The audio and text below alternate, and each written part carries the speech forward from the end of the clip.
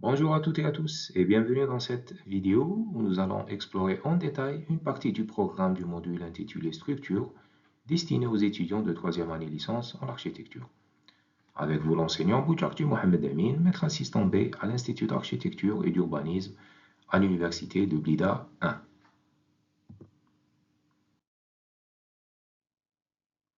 Comme je l'ai annoncé dans la vidéo précédente, ce module vise à vous permettre de vous familiariser avec les outils nécessaires pour la conception et le calcul des éléments en béton armé. L'étude de structure en béton armé consiste à déterminer la quantité et la disposition d'acier à intégrer dans le béton afin qu'elle résiste aux charges appliquées. La présentation du cours est sous la forme de plusieurs chapitres. Ainsi, le premier chapitre concerne les caractéristiques du béton et de l'acier, où il est question de la définition du béton armé, de la présentation de ses constituants, puis de la description de ses propriétés mécaniques. Tandis que le deuxième chapitre présente l'association béton-acier. Il est donc question de la contrainte d'adhérence, de l'ancrage, d'une barre isolée droite, de l'ancrage par courbure et du recouvrement. Dans cette vidéo, on va expliquer en détail le programme des deux chapitres, à savoir les caractéristiques du béton et de l'acier et l'association béton-acier. Voici la carte conceptuelle du cours. On a les deux chapitres traités. Le volume horaire hebdomadaire est de 3 heures. On voit très bien les différents objectifs du module et puis tout ce qui est méthode d'évaluation par examen final et par une évaluation continue.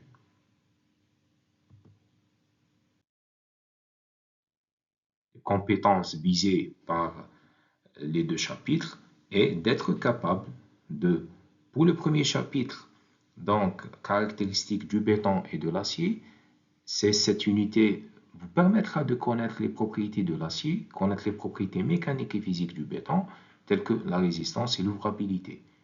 Pour le deuxième chapitre, les compétences visées c'est de vous permettre de comprendre l'objectif de l'association acier-béton et assimiler le phénomène de l'adhérence acier-béton.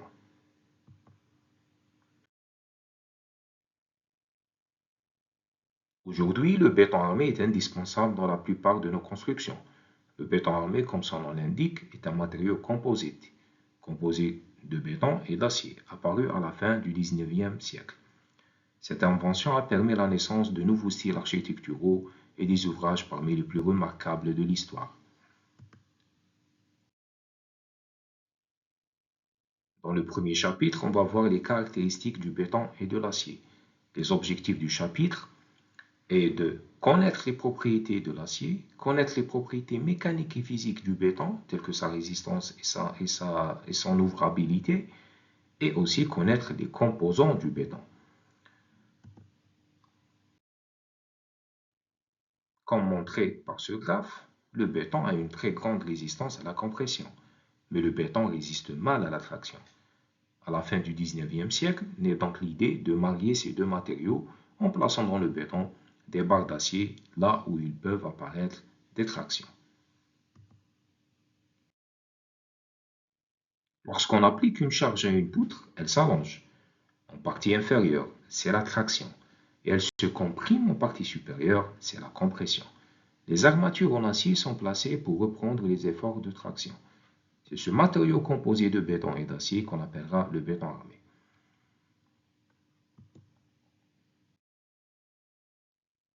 Le béton est un solide que l'on peut mouler dans des formes très variées. Massifs de fondation, barrages, éléments de charpente, poutres, dalles, poteaux et coques minces de formes diverses. Les matériaux utilisés pour produire un mélange de béton sont l'eau, le ciment, le sable et les granulats. La composition du béton varie en fonction de la destination du produit et des caractéristiques des matériaux qui le composent. La fabrication d'un béton requiert, pour sa mise en œuvre, une formulation adéquate qui varie en fonction des caractéristiques des matériaux utilisés et des propriétés physiques et mécaniques désirées pour le béton produit. À titre indicatif, la formulation typique d'un mètre cube de béton ordinaire est donc un volume de ciment, 2 volumes de sable, 3 volumes de gravier et un demi-volume d'eau.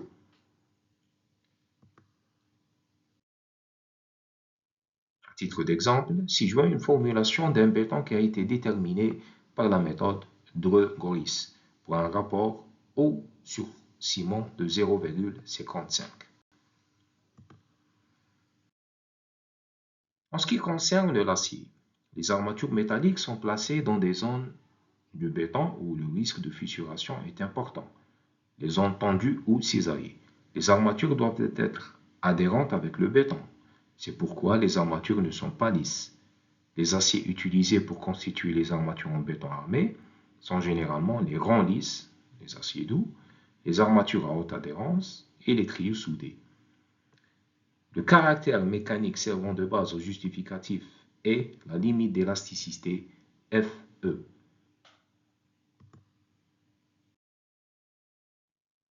Dans le deuxième chapitre, association béton-acier, ça concerne l'adhérence et l'ancrage des armatures, où il est question de la contrainte d'adhérence et de l'ancrage d'une barre isolée droite et l'ancrage par courbure et du recouvrement.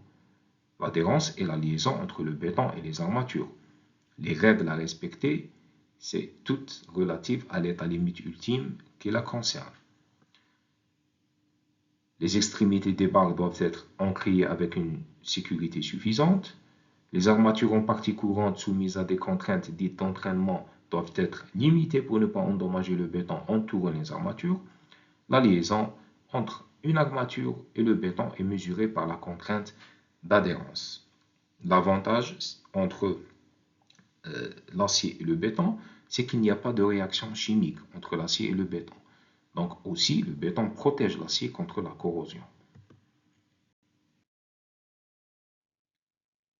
Voilà quelques schémas donc, du phénomène de l'adhérence acier-béton. Voilà, c'est des valeurs d'ancrage utilisées pour déterminer les portées d'ancrage ainsi que les valeurs d'ancrage des aciers dans le béton. Pareil, voilà un schéma où on trouve des valeurs pour déterminer les longueurs d'ancrage des aciers dans le béton. Voilà quelques ressources qui peuvent vous aider à mieux connaître le phénomène du béton armé, la composition des bétons et notamment l'adhérence acier-béton. Voilà, je vous remercie pour votre attention et à très bientôt.